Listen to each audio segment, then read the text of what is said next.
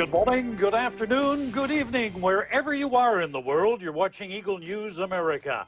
I'm Thomas I. Likeness, broadcasting from our studio in Edmonton, Alberta, Canada. Tonight we have updates from several of our correspondents from across North and South America. Aaron Aben in Gaithersburg, Maryland. Montgomery County ranks second in highest number of COVID-19 cases in Maryland. Carlo Valtez in Union Township reports that 180 school districts in New Jersey will start an all-remote learning system this fall. Philip Toledo in Atlanta, Georgia joins us.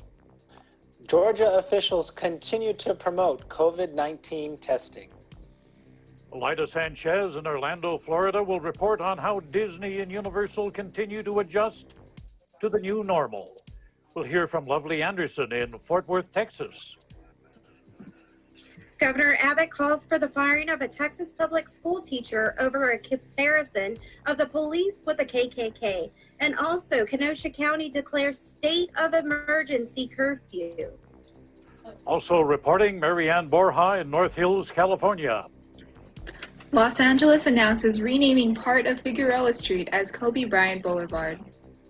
For EBC Sports, Tenny Samagi in Woodside, New York.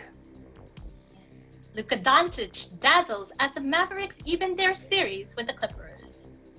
And on Maryland Day, Eagle News correspondent Estella Dominique asks some EBC friends, what makes them proud Marylanders? We'll also hear from EBC friend Iris Thea Ramirez. She'll let us tag along as she goes on an underground adventure. This will be at the Shenandoah Caverns. They're located in Virginia. Plus, we're going to try and shoehorn in a conversation about what we love about our cities. But first, an overview of how the COVID-19 situation looks now. According to the Coronavirus Resource Center of Johns Hopkins University in Medicine, as of 6 p.m. Eastern Time today, the number of cases of COVID-19 reported worldwide is now more than 23,400,000. These are the three top countries with reported positive cases. The United States, with more than 5,700,000.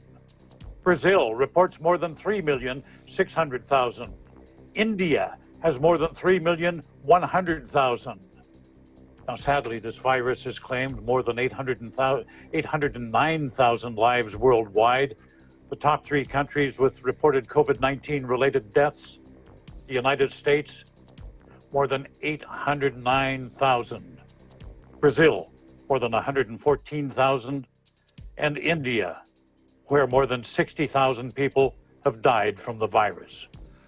Our coverage begins now. President Donald Trump has been formally nominated by Republicans at the party's national convention in Charlotte, North Carolina. Now, the convention has been drastically scaled back from his past convention due to the COVID-19 precautions, but the enthusiasm of delegates who attended was not dampened as Trump took to the podium.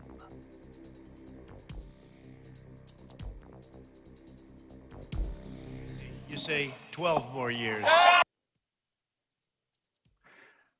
There was no surprise in the delegates' landslide vote to nominate Trump. Now, the vote followed a series of speeches lavishly praising the president at the convention. But Trump, he's a reality TV veteran, a celebrity property developer. He injected some of his personal brand of drama by showing up at the event. You see, what usually happens is incumbents stay away from the party conventions until the finale. That's when they deliver their acceptance speech. But Trump's instinct is to stay in the limelight. He told delegates there's a stark choice between him and his opponent. Our country can go in a horrible, horrible direction or in an even greater direction. And before the plague came in from China, that's where we were going. We were going in a direction like we had never seen. Facing anger over his handling of the pandemic, he badly trails his Democratic opponent, Joe Biden, in the polls. Now, this is what the remainder of this week's convention will look like, kind of almost like a Trump family reunion. Tomorrow, there'll be a speech in the Rose Garden by First Lady Melania Trump. As well, delegates will hear from the president's children, including right-wing firebrand son Don Jr., daughter advisor Ivanka, and daughter-in-law Lara Trump. Trump's acceptance speech is set for Thursday at the White House itself. And, you know, this is something, again, that's a deviation from tradition, a show of power trampling over the custom of separating political campaigns from the office of the president. Protesters took to the streets of Kenosha, Wisconsin last night after police shot a black man in the back several times from close range as the man got into a car.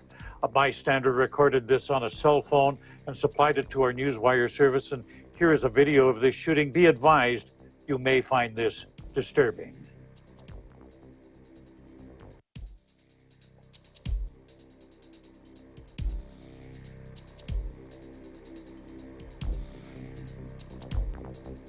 The man, identified as Jacob Blake, remains in hospital in serious condition. The officer involved has been taken off the streets. He's on administrative leave. Police say the shooting occurred when they were responding to a domestic incident at about supper time yesterday. As you saw, cell phone footage of the incident shows a black man followed by two police officers with guns drawn as he goes around the front of a gray SUV. Now, as the man opens the door and tries to get into the driver's seat, one of the officers pulls on his T-shirt and he appears to be shot repeatedly in the back. Civil rights attorney Ben Crump says Blake's three sons were in the car at the time. He says Blake had been trying to break up a fight between two women.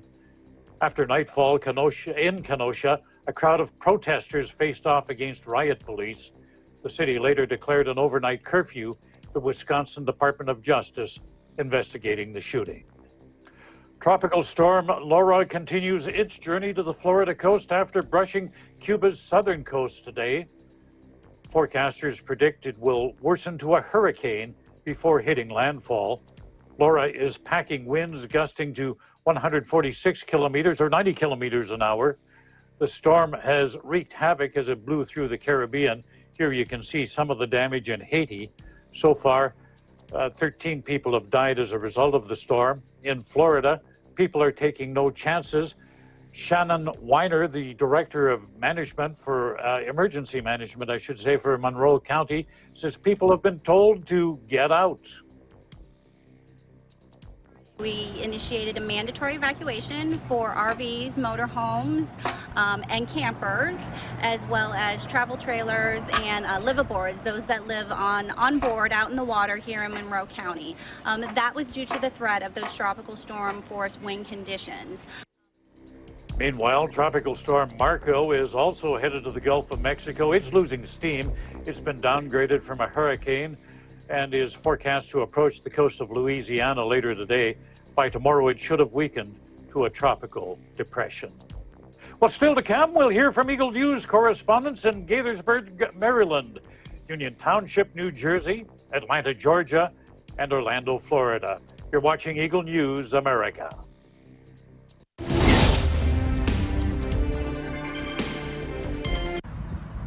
Ein sonniger Tag heute hier in Berlin vor dem Bundestag. Ich bin Irene Juliet Arzadon und möchte diese Gelegenheit nutzen, um ein paar Worte mit euch zu teilen. An alle Menschen da draußen. In dieser Zeit lasst uns nicht vergessen, den Menschen zu danken, die ihr Leben für uns opfern. Sei es die Menschen, die im Krankenhaus arbeiten, in den Altenheimen sowie in den Arztpraxen, aber auch an die Menschen, die im Lebensmittelhandel sich befinden. Die Kassierer. Manchmal reicht es aus, um ihnen ein freundliches Lächeln zu geben. Denn die Menschen, die heute am Arbeiten sind, weil sie nicht so wie einige von uns zu Hause bleiben können, die sollten wir wertschätzen. Ihnen sollten wir unseren Dank ausrichten. Darum lasst uns noch mehr zusammenhalten, sie wertschätzen.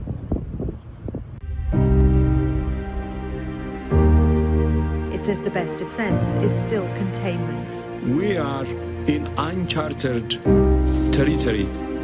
Silent volume 450. FI on to 100%. Standing by. No suctioning.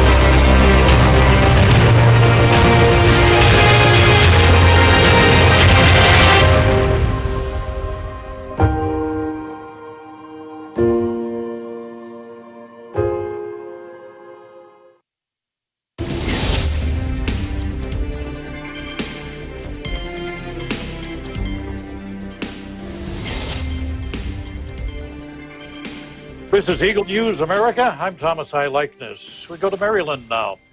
There, the number of COVID-19 cases continues to grow. Eagle News correspondent Aaron Abin tells us Montgomery County now has the second highest number of cases in the state. Thanks, Thomas.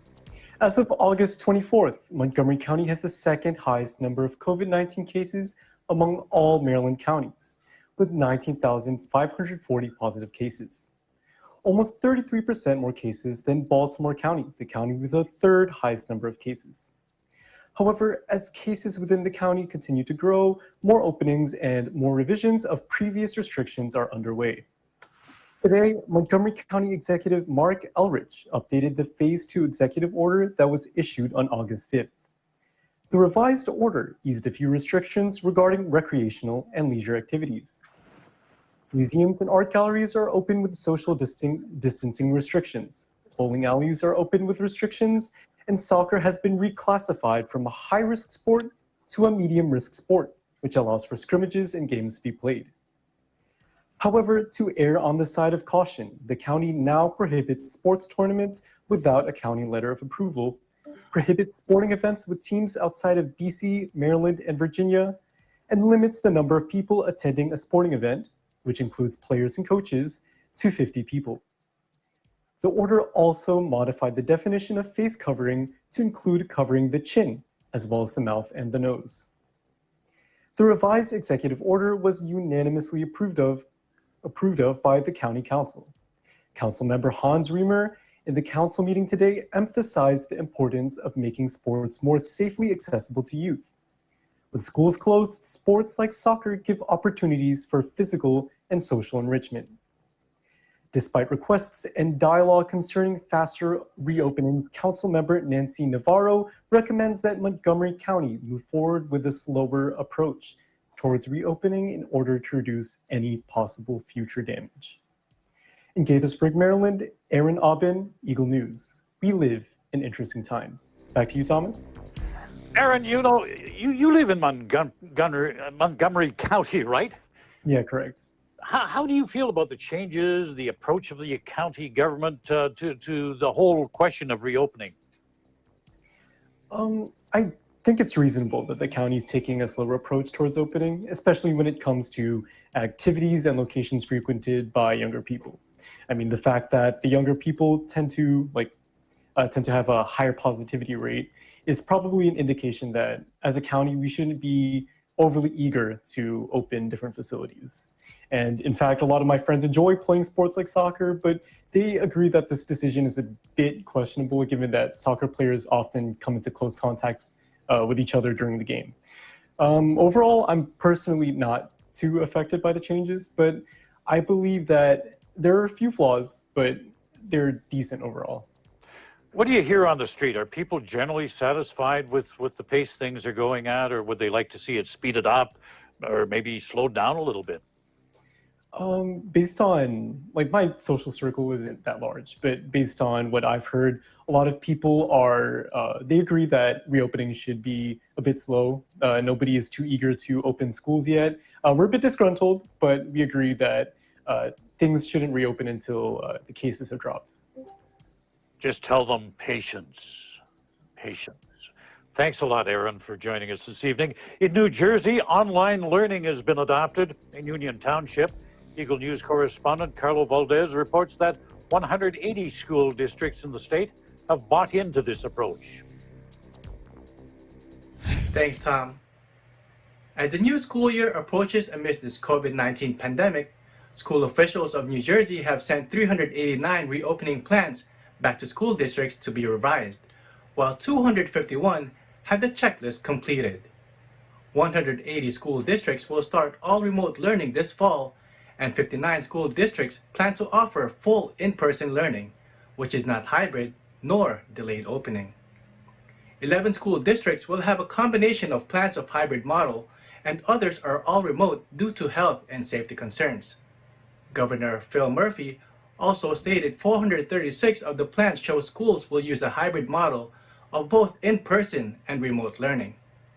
These numbers stated on Monday shows where things stand for New Jersey's almost 600 school districts. These plans include private, public, and religious schools.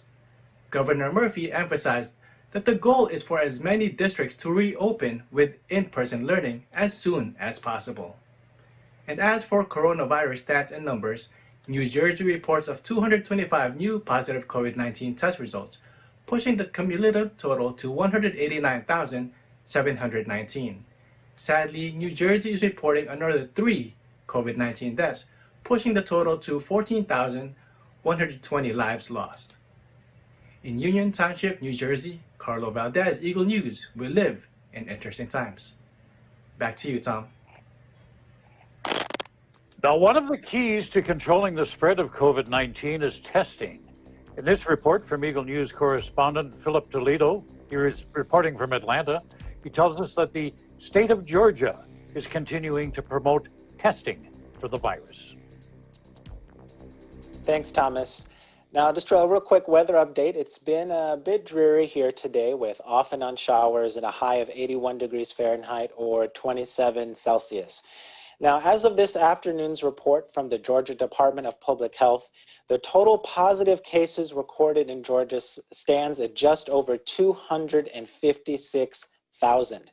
To date, there have been over 24,000 hospitalizations, and about 18% of those have required a visit to the ICU. And sadly, over 5,000 deaths due to the virus have been recorded here in this state.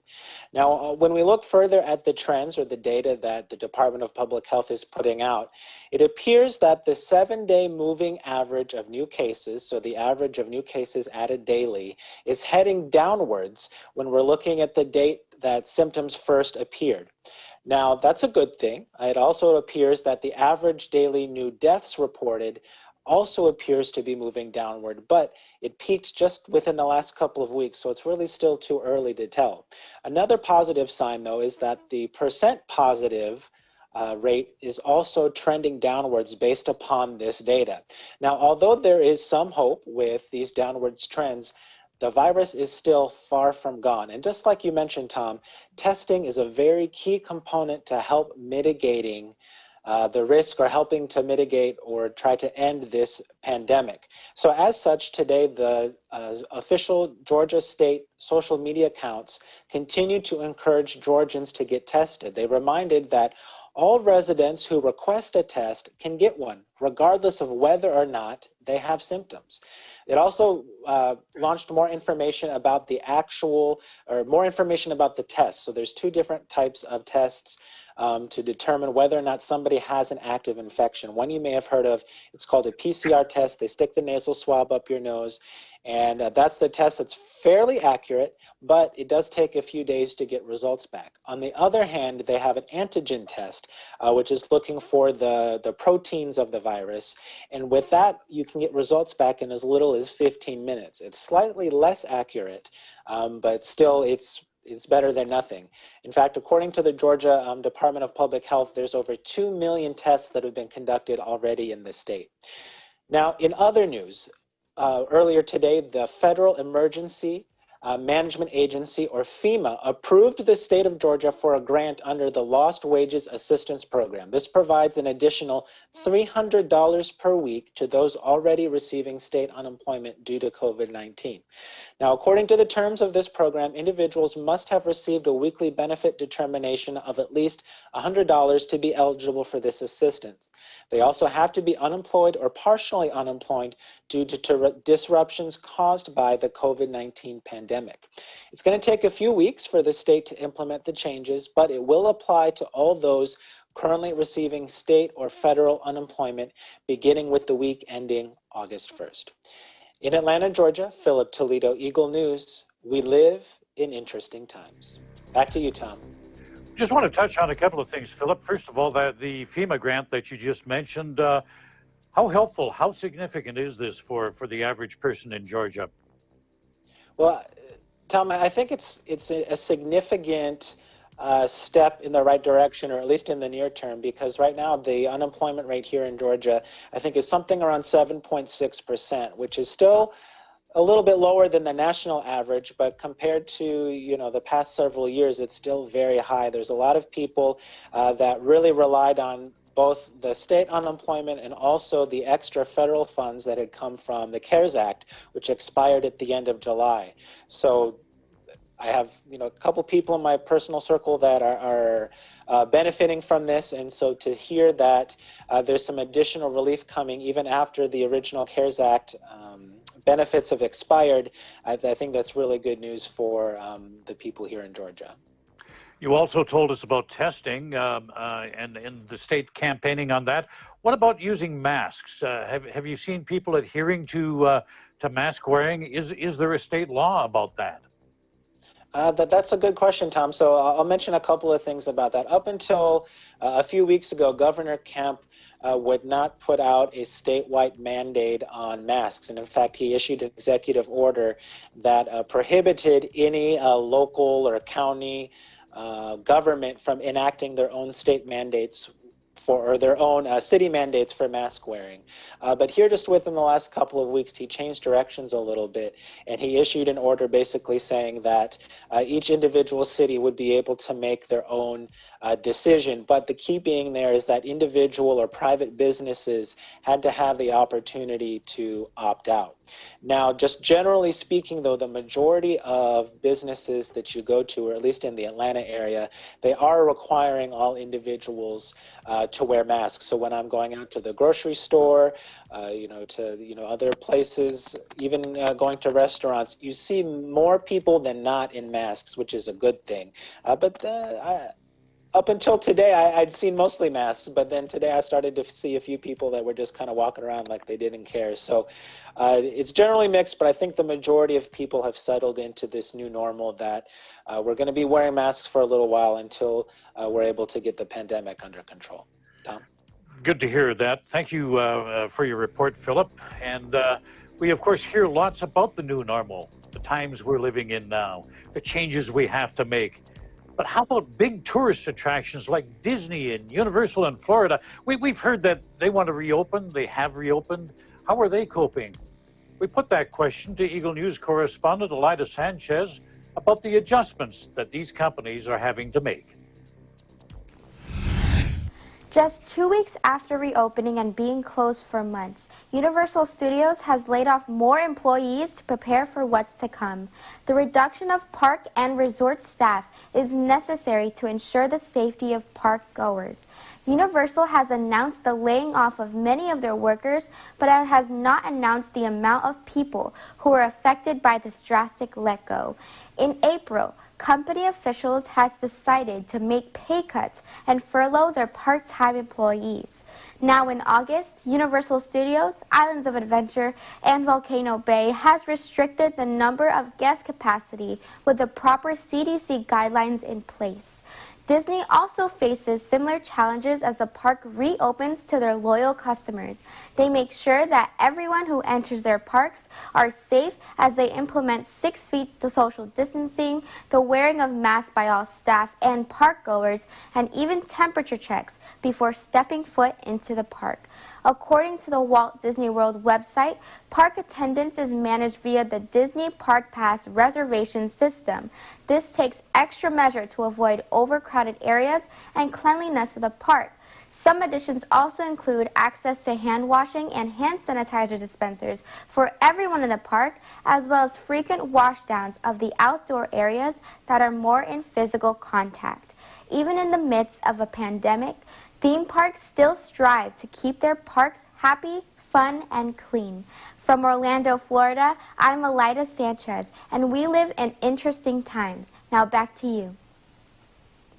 Up next, we'll be hearing from correspondents in Fort Worth, Texas, North Hills, California, and Woodside, New York. Eagle News America continues.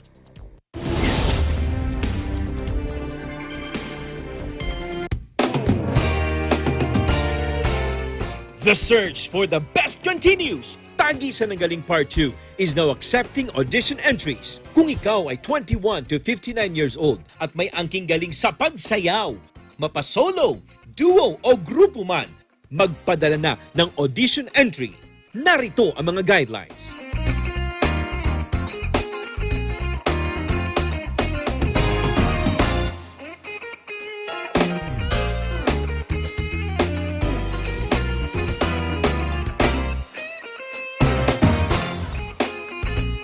Para makapagpasa ng entry sa dancing category, contact Shing at 0995-880-8004. Ito na ang pagkakataon mo para maging tagisan ng galing grand winner at manalo ng 2 million pesos. Para sa karagdagang impormasyon, i-like ang Tagisan ng Galing Facebook page. Kaya sali na!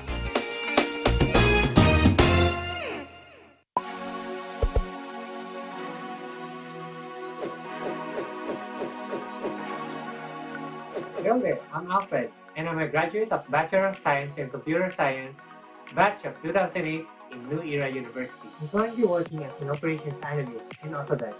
Hi, I'm Earl Escanio, and I graduated with Bachelor of Science major in Computer Science in 2010. I am a consultant at Trinity Consulting, LLC. Hi, I'm Ivy Nakatagal, Bachelor's of Computer Science graduate, year 2010. I am currently working as a cybersecurity analyst in one of the largest telco here in New Zealand, Coast Park, NZ. I'm Frank David Riego, a BS Computer Science graduate here in 2015. As a legal analyst, I am tasked with US cases, specifically civil torts cases. I am Melanie Rico Hermosa T, a Bachelor of Science in Computer Science graduate, year 2006. I'm currently a software quality assurance engineer at FBI Systems here in Maryland, United States. Hi, I'm Renzo Cruz. I'm a graduate of BS Computer Science, year 2012. I'm currently working abroad, and I'm working as a senior cybersecurity consultant who specializes in digital forensics and incident response. And I am part of a national security in one of the countries here in the Middle East. I am inviting everyone to study at New Era University. Too legit, too great. Be brilliant in the new era. Study now at New Era University. Excellence, Discipline, service to humanity.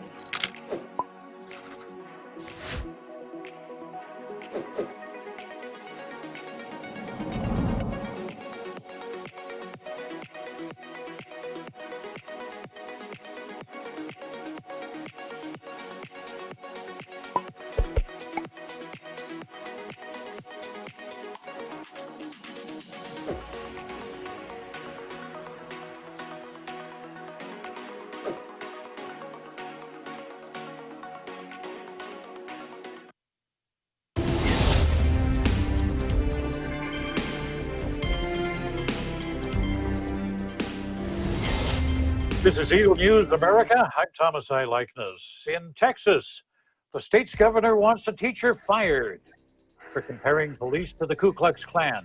And Kenosha County has declared a state of emergency curfew. We have details on those stories from our Eagle News correspondent in Fort Worth, Lovely Anderson. Thank you, Thomas. And again, howdy from the Lone Star State. It's been heating up here in Texas. Today we had a high of 96 degrees and Texans were bracing for this Hurricane Marco. However, on Sunday, Texas Governor Greg Abbott expressed his disapproval of an educator stating on Twitter, a teacher in a Texas public school comparing police officers to the KKK is beyond unacceptable. It is the opposite of what must be taught.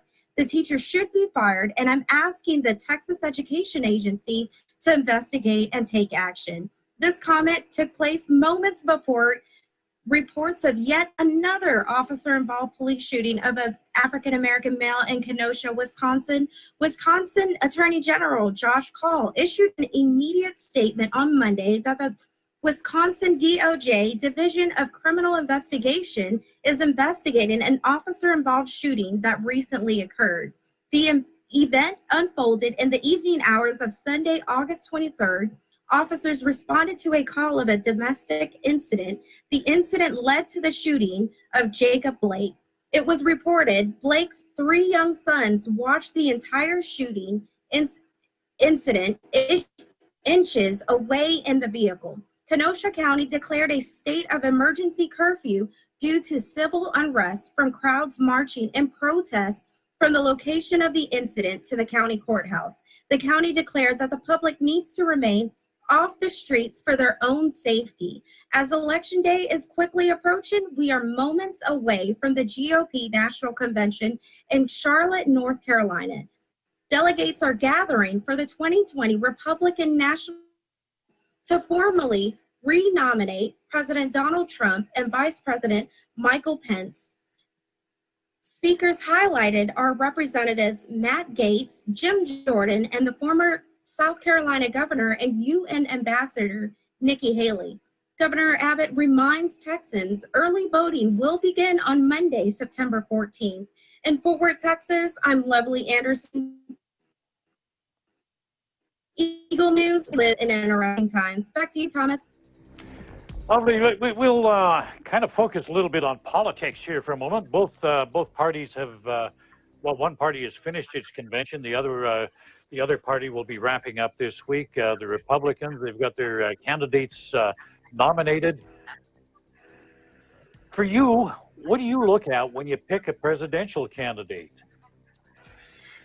Thank you, Thomas. You know, I think it's really important when looking at the candidates, we identify what issues most important to each and every individual. For me, I'm looking for a presidential candidate that can help with this current civil unrest that's going on in our country, and also COVID has taught us how important essential workers are. You know, nowadays it's no longer the corporate professionals that are considered the essential workers.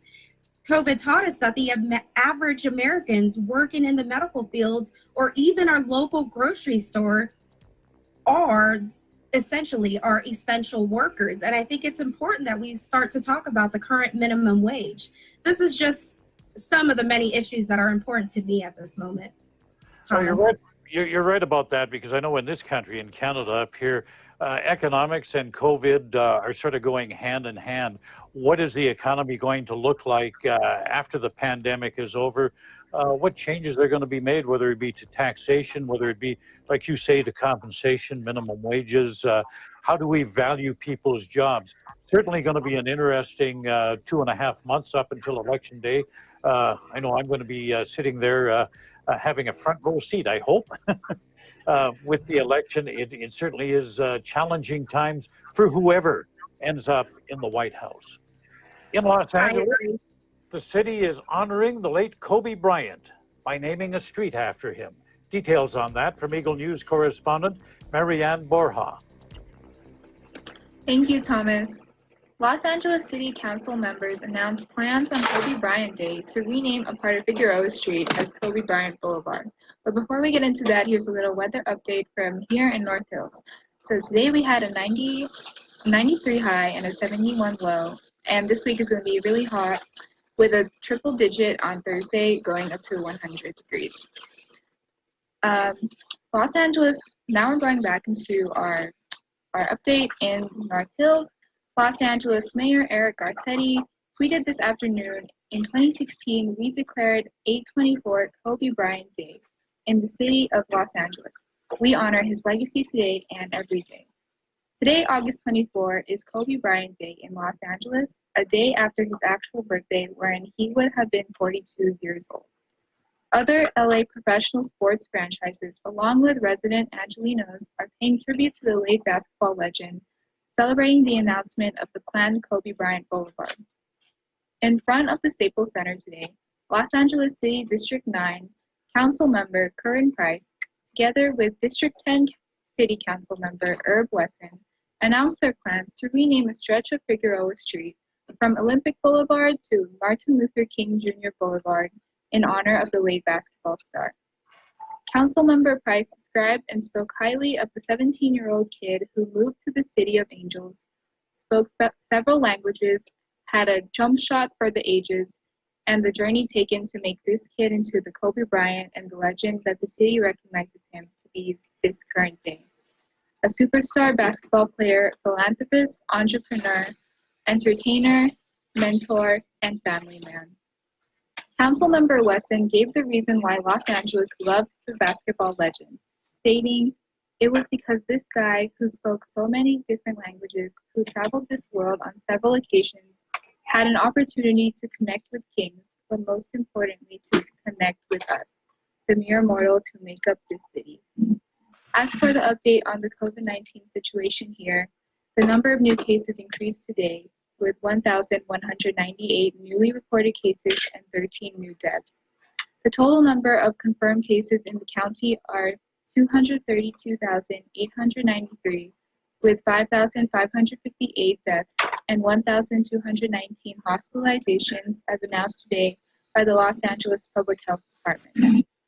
Meanwhile, in the state of California, the number of new cases increased today with 4,946 newly reported cases and 18 new deaths. The total number of confirmed cases now in the state are 668,615, with 12,152 deaths and 4,467 hospitalizations as announced today and as reported by the California Department of Public Health. In North Hills, California, Marianne Borja, Eagle News. We live in interesting times. Back to you, Thomas. Marianne, about that stretch of road, how long will Kobe Bryant Boulevard be? Well, it is a fairly significant stretch, all in all about 3 miles long. Starting south from Martin Luther King Jr. Boulevard and traveling north, you'll pass by some pretty well-known venues like Bank of California Stadium, the University of Southern California, and the Los Angeles Convention Center before poetically ending at Olympic Boulevard, just a little past the Staples Center, or as many basketball fans call it, the house that Kobe built. So it's not going to be just a side street. Thank you for your report, Marianne. And now for EBC Sports. We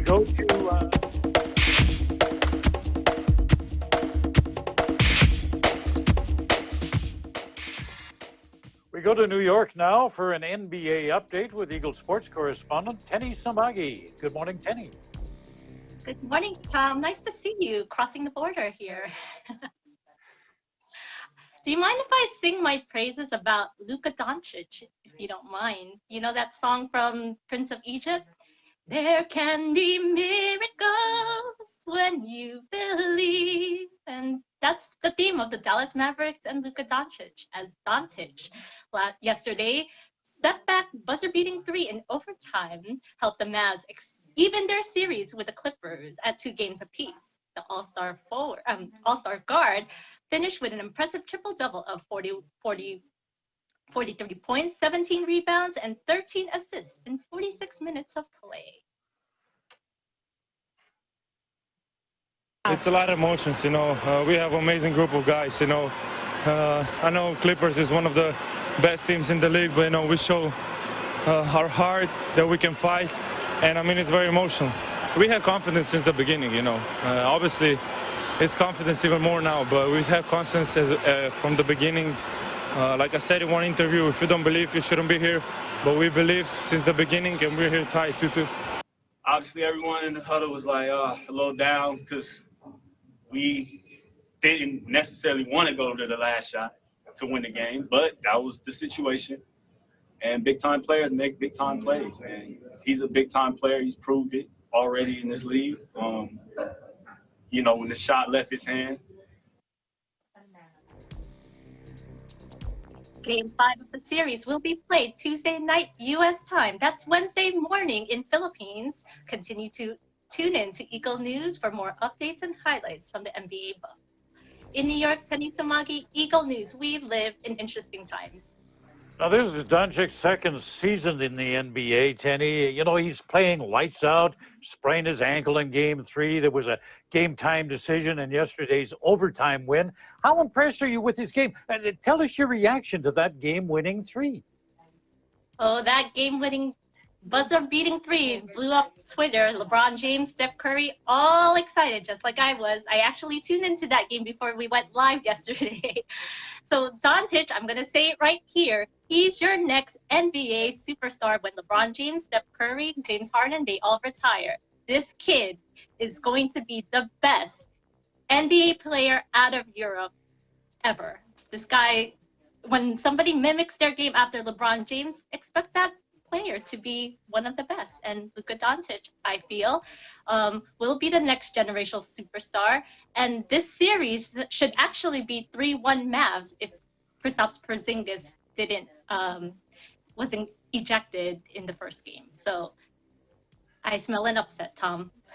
Look forward to seeing more of him on the court. And thank you for your report this morning, Tenny. Coming up, it's National Maryland Day today in the U.S., and we get to hear from Marylanders on what they love most about their state. Plus, we're going to take a quick trip to Shenandoah Caverns in Virginia. You're watching Eagle News America.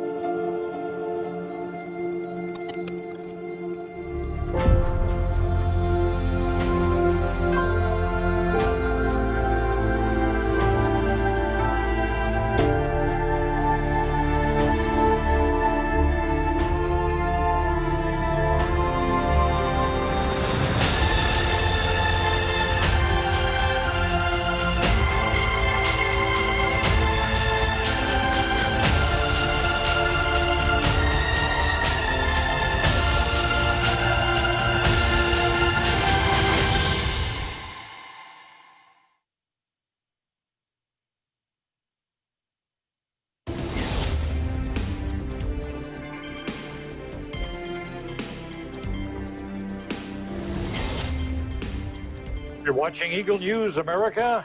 I'm Thomas. I like this. Well, today, August 24th, do you know what day this is? It's National Maryland Day. And our Eagle News team in that state asked some friends about what makes them proud to be Marylanders.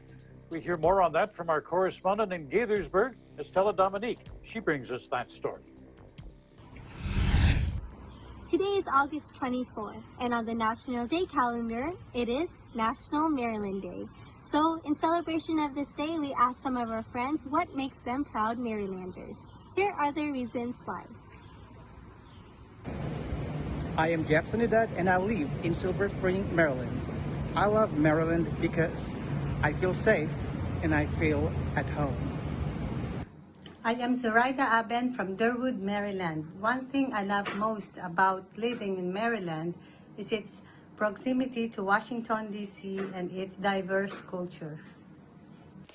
One thing I love about Maryland are the crabs. I'm Carla. I'm LJ. And I'm Lillian. We're from Silver Spring, Maryland. We love Maryland because of its beautiful scenery. I'm Elise Danielle from Gaithersburg, Maryland, and one thing I love about Maryland is the weather. Hi, I'm Kiko, and my favorite part about Maryland is the diversity. I'm Naya James from Gaithersburg, Maryland, and one thing I love most about Maryland is that it's so close to the nation's capital. Happy National Maryland Day! Happy National Maryland Day! Happy Maryland Day! Happy National Maryland Day! Sweet! I am one proud Marylander as well. You know why? Because of the many trees surrounding Maryland. In Gaithersburg, Maryland, I am Estella Dominique. We live in interesting times. Now, I'm sure Virginians are proud of this state attraction that we're about to visit. For almost 100 years now, this underground destination has wowed visitors from all over the United States. EBC friend Iris Ramirez lets us tag along as she experiences this 1-mile guided tour of the Shenandoah Caverns. They're located in Virginia, as we told you. So sit back, take a deep breath now, and be awed. Let's explore this wonderful underground world of wonders. Let's go to the Shenandoah Caverns.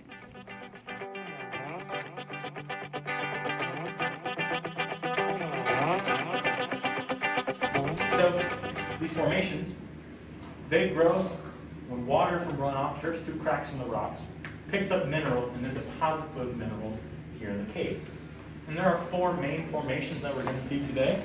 The first of which right here is stalactites. They hang tight to the ceiling. Down here we got stalagmites, which you might trip over if you're not careful. When a stalactite and a stalagmite come together, that is called a column or a pillar. And over here on the wall, we have what we call flowstone.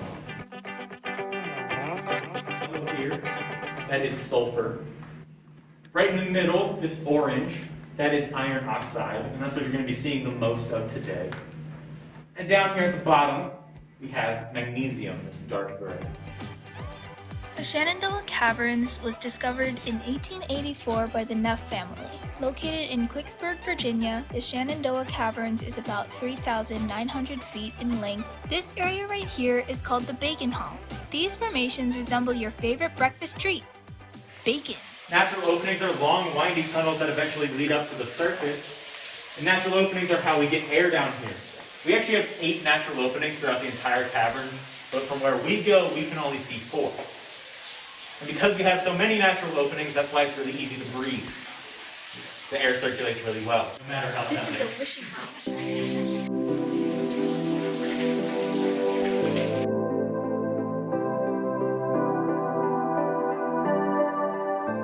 The third natural opening that we're going to see today. And also here in this room, we do have what we call cave popcorn. So if anybody asks, just call it cave popcorn. So this forms when water sits at the highest point on a formation, and it pushes minerals off to the sides, and that's what creates those walls. And eventually, the water cools up and it spills over those walls, and then does the same thing on the next level. And then the next, and the next, and the next, all the way down to the bottom.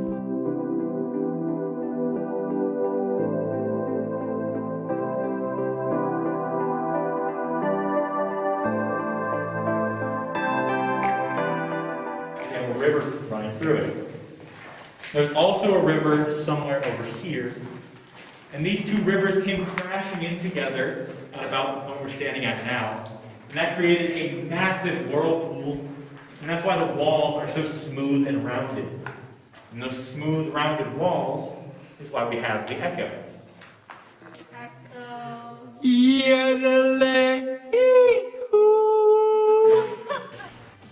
What does this remind you of?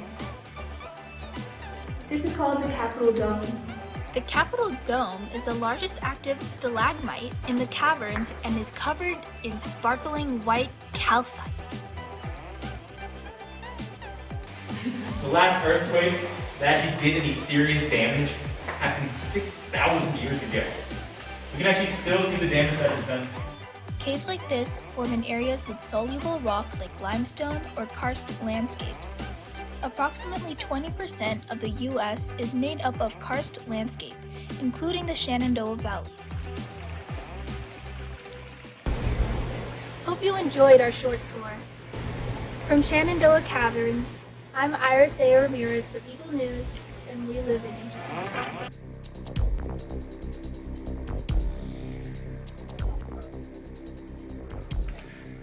Well, we've heard from correspondents from several parts of the United States, and myself, of course, from Canada tonight. Yeah, I'm always curious because I've lived in a number of places. This industry does that to you. You have to move around a lot. I'm always curious, what do people like about their particular city? So we're going to ask our correspondents that this evening, and we're going to begin with Aaron Aben because, well, we've got to start there. He's in Gaithersburg, Maryland, and as we told you, is National Maryland Day today. Aaron, what do you like about Gaithersburg? Well, Thomas, I technically live on the edge of Gaithersburg, just outside of it, but I spend most of my time like within the city, and personally, I can't comment about the city itself, but I'd like to comment about like this area in general, Gaithersburg and like the surrounding cities of like Germantown and Rockville. What I like most about this area is probably the food. There are a lot of great food places around here, a lot of great K-barbecue places that you can go to eat at. And, you know, it's never boring. Whenever you want to hang out with a group of friends or your family, you can just go out, pick a restaurant, and the food will be great. How are you handling that with the pandemic? Of course, that would have been shut down quite a bit over the last couple of months. Are you getting over the withdrawal? Yeah, you know, it's fine. Like I do miss going out to eat, but you know, my family's great at cooking. I can't say the same for myself, but homemade food is always great, and hopefully I'll be able to eat out sometime soon. We're going to go to the other end of the country now. Marianne Borja, you're in California, in the Los Angeles area. What do you like about that region?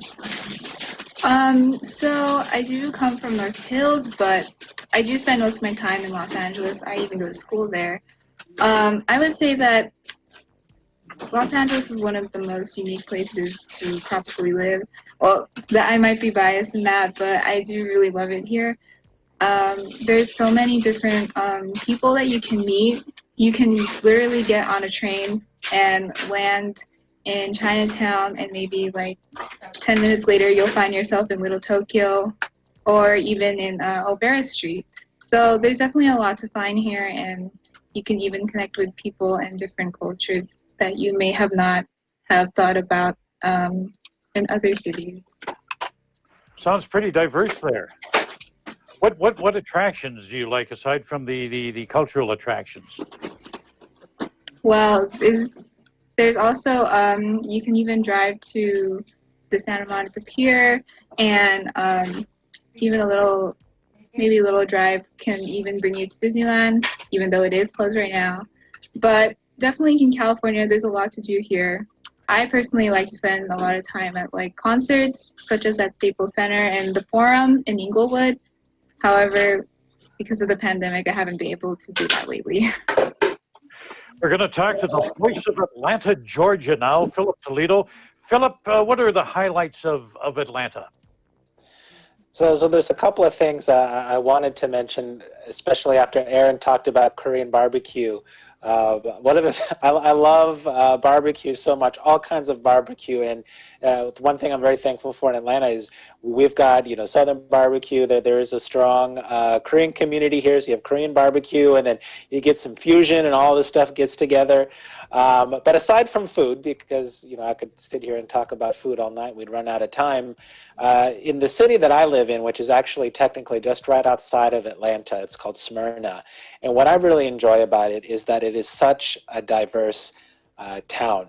When you think about diverse in terms of economic level of where people come from, there's people from all different parts of the world, all different parts of the country, the different perspectives, different backgrounds, all in one city. And I just love being able to go to the store and seeing a bunch of different people. And particularly, I've got a young son. He's going to daycare or to school, as much as you can have school for a 2-year-old.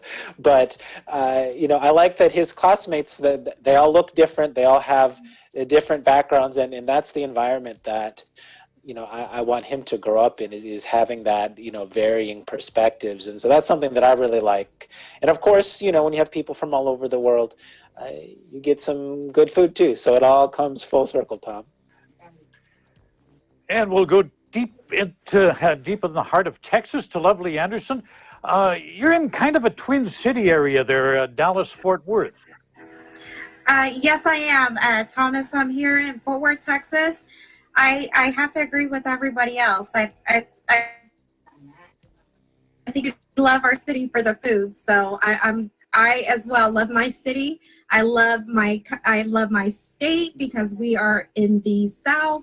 Southern hospitality. Everybody is very nice, kind. When you see people in the morning, everybody says, "Good morning, howdy, how are you?"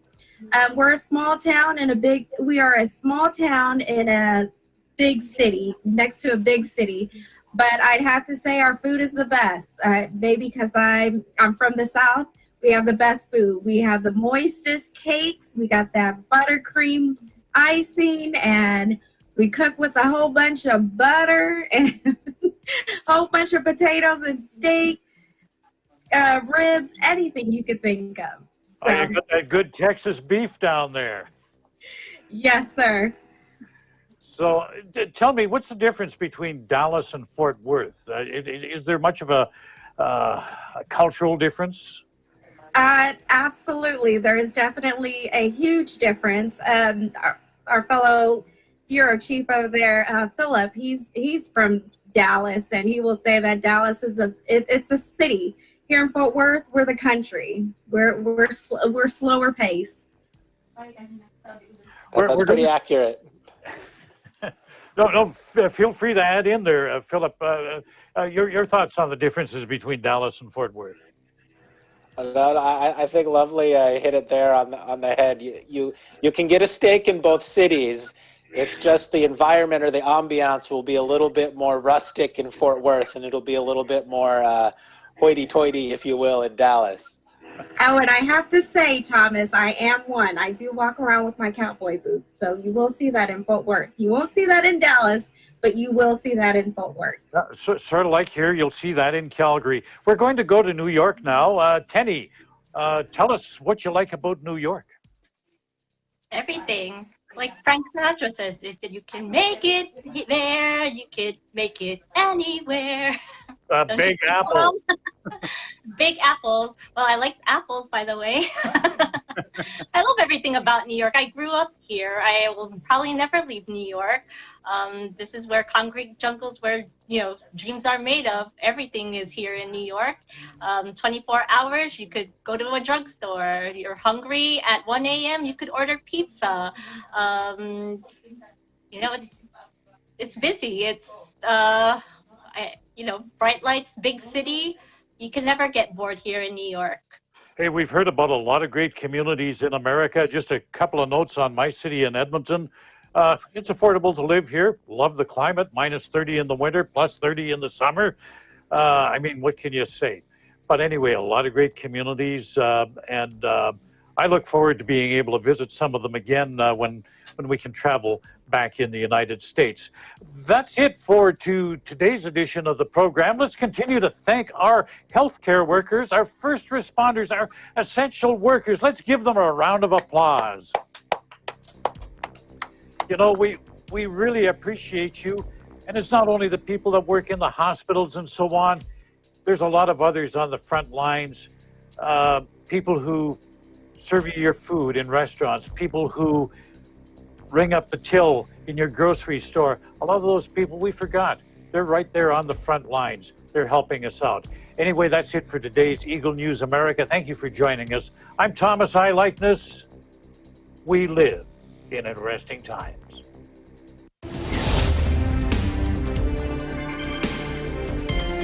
Great job. Established 1975, rising in the list of top-performing universities in the country, a pioneer in inclusive education and an institution with a dynamic education in response to societal needs. With already 5 campuses throughout the country, this is the New Era University. These are the programs offered in the branches outside of Metro Manila, starting off with the New Era University, Pampanga branch. This is the first branch outside of Metro Manila and now offers complete basic education, K-12 and collegiate programs. For the basic education, preschool, nursery,